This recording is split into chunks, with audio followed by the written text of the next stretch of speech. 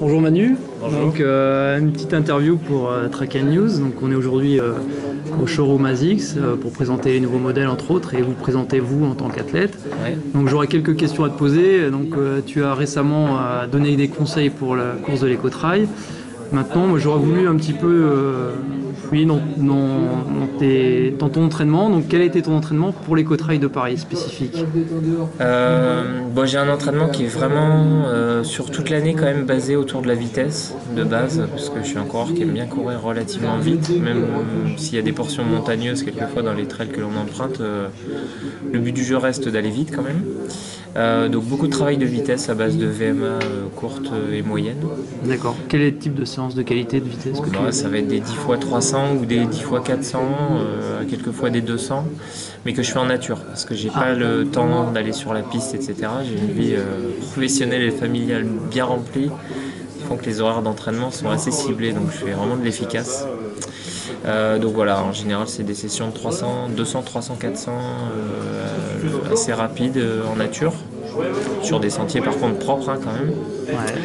Voilà, après des sorties longues avec un petit peu de dénivelé pour justement se préparer à la longueur des épreuves.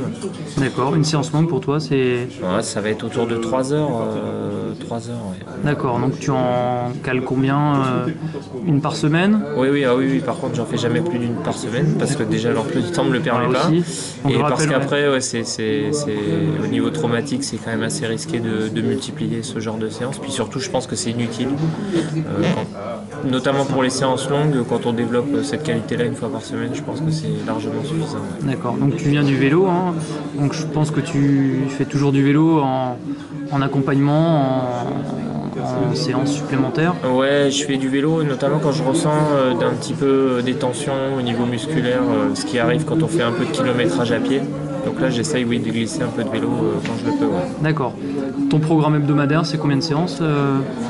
Alors à pied c'est 5 séances et quand je glisse une séance de vélo ça fait 6. D'accord, donc je rappelle t'es professeur des écoles et directeur d'école. Et accessoirement directeur. C'est un gros accessoire en fait. Ouais, exactement. Donc ça me prend pas mal de temps. Donc tu t'entraînes quand? Le matin, le soir? Non, je m'entraîne le midi. Le midi? Ouais, j'ai 55 minutes montre en main pour aller courir. Donc je me change vite, je fais soit un footing de récup, en général c'est ça, soit un footing de récup, soit une séance. D'accord. Voilà, le tout en 55 minutes. Et le week-end, j'essaye de charger un peu plus avec la sortie longue le dimanche. Et le samedi, par contre, je fais jamais rien, parce que c'est la journée consacrée à la famille. Donc là, on débranche complètement la course à pied. D'accord. Donc ton côté instituteur, donc je pense que tes élèves te suivent, vu ton palmarès. Donc est-ce qu'ils te demandent après les élèves, heureusement, pas heureusement, mais je les ai tous les 2 ans je change parce que j'ai un double niveau, un CM1, CM2. Donc ceux qui me suivent maintenant sont au collège. Voilà, d'accord. Voilà, donc quand je refais un coup, des fois ils voient un petit peu soit à la télé, soit dans les journaux. Après j'ai beaucoup de parents d'élèves aussi qui courent, qui eux suivent vraiment l'actualité. Donc ouais, c'est plutôt rigolo, c'est plutôt sympa. Mais bon, c'est vrai qu'au boulot, je suis plutôt branché boulot parce que je me mets quand même... la fonction que j'exerce me tient vraiment à cœur, donc en général, même si on vient me féliciter, je court-circuite assez vite les discussions parce qu'à l'école, je suis avant tout un prof et je veux pas trop mélanger les choses. D'accord. Ok. Donc on sait que tu es en couple avec Sylvaine. Donc est-ce que vous faites des séances ensemble régulièrement? Alors oui et non. Donc en semaine, elle aussi, elle va s'entraîner entre midi et 2 parce que elle travaille aussi. Donc en semaine, c'est rare. En vacances, c'est tout le temps. Quand on est ensemble en vacances, on va s'entraîner tous les deux.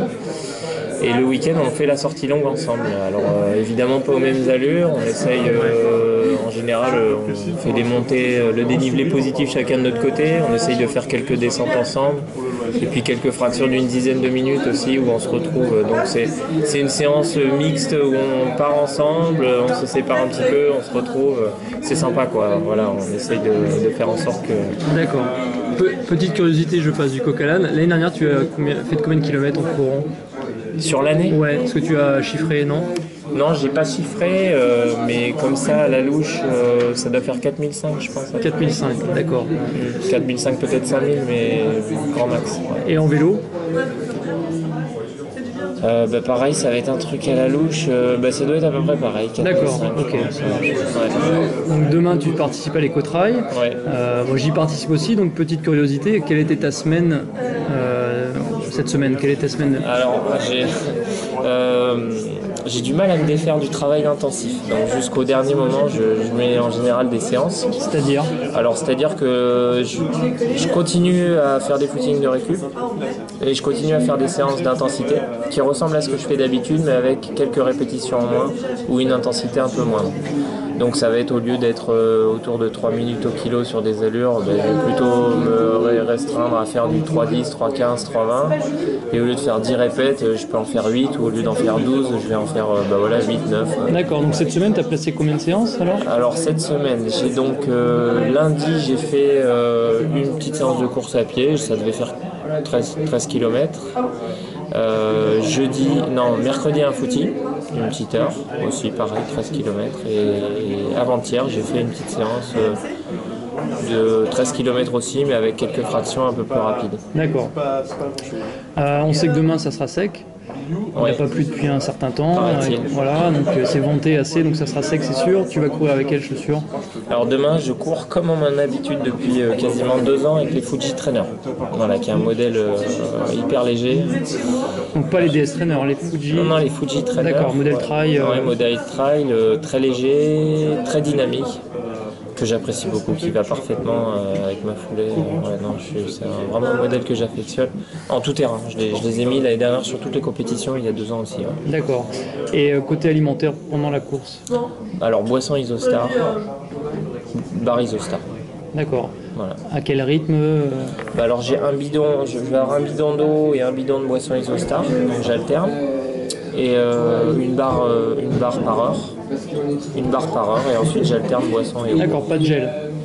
Non, les gels, en prenant déjà de la boisson et des barres, ça fait beaucoup de sucre. Donc j'évite les gels. Après, la stratégie gel, c'est possible aussi, mais c'est stratégie gel et eau. Plus facile à ingérer que les barres. Ouais, mais j'ai ce côté, j'en ai besoin de mâcher pendant la course. D'accord. Ouais.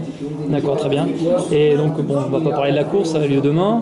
On verra, j'espère que tu gagneras encore pour la 3e fois cette année. Ouais. Et la semaine prochaine, donc...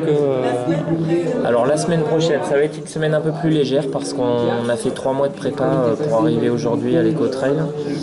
Donc on était encore bien fatigué là, il y a 2 semaines. Moi j'étais un petit peu malade en plus pendant l'hiver, donc je pense que j'aurai besoin de récupérer. Donc la semaine prochaine, ça va être 3 jours off. Sûrement reprise avec du vélo et 2 petits footings en fin de semaine prochaine. D'accord. Tu peux nous rappeler ton prochain objectif? Ce sera... Alors là, je vais dans 1 mois à l'Iznik Marathon en Turquie, voilà, qui est un gros ultra qui s'est monté en Turquie de 80 km.